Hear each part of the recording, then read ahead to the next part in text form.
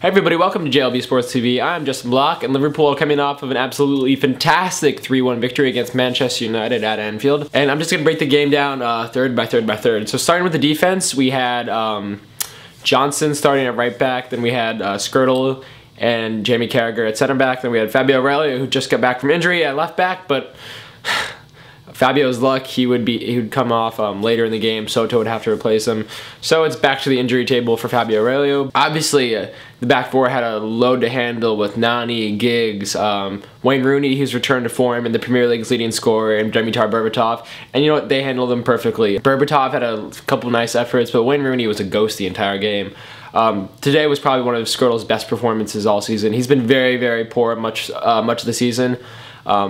And every single time he's in the lineup, I'm like, oh my god, I wish Daniel Agger wasn't injured, because not only is Daniel Agger a class defender, but his distribution out of the back is second to none. It's great. But back four did a solid job. Martin Kelly, as we all know, is out for a month. So Johnson to slide back to right back, and I felt like Johnson was a little bit more reserved today. You didn't see him making those bursting runs forward. He was more contained, and as a whole, Carragher did a great job of just keeping the back four solid and organized. Going into midfield, again, Lucas, performance after performance, he's improved so much as a player the past few years. It's incredible. I think last year we all kind of ragged on him. He didn't really have somebody to partner with in midfield. So some games he'd have to take over the Javier Mascherano role, which is, you know, breaking up the attacks, intercepting balls, holding the ball. And, you know, he didn't really do it that well. And then other games, he had to take the Xabi Alonso role, which is, you know, sort of be that long-range passer, and he didn't do that well. But he's really settled into a nice holding midfielder role. I personally ragged on Lucas a lot last year, and he's just come so far. I know today he had an 84% passing rate, and I know throughout halftime he won 80% of his one-on-one challenges. So that's really all you can ask for from a holding midfielder. Outstanding job by Lucas.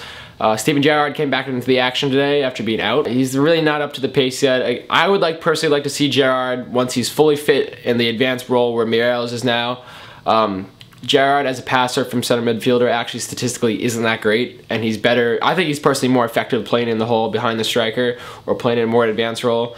But Mireles is white hot right now, and really Gerrard can play anywhere on the pitch. So we'll see where Kenny Dalglish goes from here. Maxi, solid performance, that's all I can say. Good positioning. For once, I can't blame anything on him, right? And then going to the attack, obvious Raul Meireles, he's kind of been off the past two games, came back to form, spraying balls everywhere, ghosting into places. His positioning is just always excellent. And I can't say enough about Luis Suarez.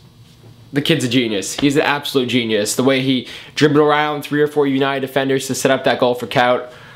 We haven't seen that kind of skill since Fernando Torres of last year.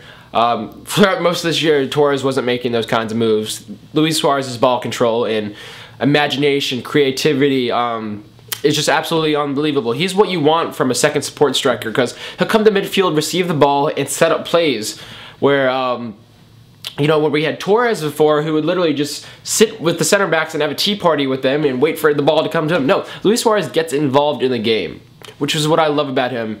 I kind of like him to Dirk Kuyt. He kind of has Dirk Kuyt's work rate, tenacity, but he also has skill, which we all know Dirk Kuyt doesn't have. I guess this would be a nice way to segue into Dirk Kuyt. Again, when Liverpool isn't doing well, he's a good scapegoat, because we all know he's not a real striker. He doesn't really offer much offensively. He's not going to make you miss. He's not going to burn past you. But he always seems to be in the right place at the right time. And, you know, early on you're like, all right, he's just lucky. But after a while, he's been with Liverpool so many seasons that it just boils down to good positioning. He knows where the ball is going to be. When you've scored that many, and he scored a good amount of goals for Liverpool, when you've scored that many goals for Liverpool and you score a hat-trick today, it doesn't become just about luck, but also having excellent positioning and football instincts. So today was classic Dirk Kuyt. He worked his butt off, and he got 3 goals for it. And they were kind of classic Dirk Kuyt goals, you know, easy tap-ins, because he's not going to make you miss and rip run from 35 yards out, or make 5 defenders miss in the box. No, he's going to get your tap-ins, and he's going to have great positioning. It's just a really complete Liverpool performance. I thought they took advantage of The fact that United had a makeshift back four today. Obviously, Ferdinand's still injured, and Vidic had the red card. So we had Smalling and West Brandon today, who were just completely atrocious at the back. United's back four was just in shambles today. That's really all it comes down to. And when you have the quality of Mireles and Couts running and Suarez's ability, the game was kind of it was there for Liverpool, and Liverpool took advantage of it. Another quality managerial display from Kenny Dalglish. He knew what to do. He knew, okay, United's back four is in shambles. I'm gonna go out and I'm not gonna go out, you know, all out attack because I don't want to get caught in my back four, but I'm gonna have a solid contained display and have consistency throughout the game. And that's what Liverpool did. It was a game. Usually you say it's a game of two halves. One side does well one half, and the other side, you know, comes back the second half. But really, it was just all Liverpool all the time. Very impressive display. And I think the next key for Liverpool and Kenny Dalglish is finding consistency.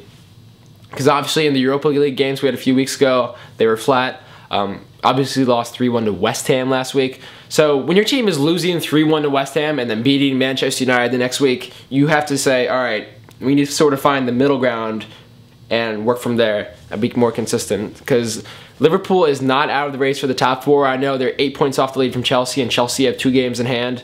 But anything can happen, honestly. In the Premier League, if you just keep winning, you'll move up the table. Just keep winning and don't worry about anything else. And I think Liverpool is they're in a good position to do that. Obviously, Andy Carroll came on at the end of the game today. Some well-directed headers. He looks like an absolute true number 9. He's going to be that big front man that Liverpool have been missing for the longest time. So I'm very encouraged by today's game. I'm very excited. Before I go, you should all check out my new channel background. It's so beautiful and wonderful, especially on this nice HD screen. It was designed by Terry LC8. Go check out his channel. We'll provide a link in the description. And basically what he does is that he designs YouTube channel backgrounds. So if you're an up-and-coming YouTuber, if you're in search for a new background for your own YouTube channel, please go to him. Tell him I sent you, and work out a deal with him, because this channel it just looks so much better now. It's professionally done. He did an absolutely outstanding job. Great guy. So I highly recommend him if you need a new YouTube channel background. I also want to give a shout out to this Twitter user. His name is Anfield Index, and I believe there's a website called AnfieldIndex.com, Twitter.com/AnfieldIndex, and AnfieldIndex.com. Check him out. He provides passing stats for every single Liverpool game, so that's where I got my stats on Lucas. Obviously, it's hard to quantify football because, you know, outside of goals, you know, assists maybe, but, you know, assists are largely dependent on whether the person finishes or not. So it's hard to quantify football. We all know that, which makes it such a, you know, a difficult game to scout. And if you've been watching Liverpool all season, you're like, you know, Lucas has been one of the top players, but he doesn't really have any goals or an assists, so you really can't judge him based on that. You have to actually watch the games, but the passing stats he provides are great. The challenges stats he provides are great, and it gives us a little bit more into how Liverpool works and actually how good everybody is. So that's all for today, JLB Sports TV. I'm Justin Block. Hope you enjoyed the video. Hope you enjoyed the game. And I'll see you guys later. YNWA.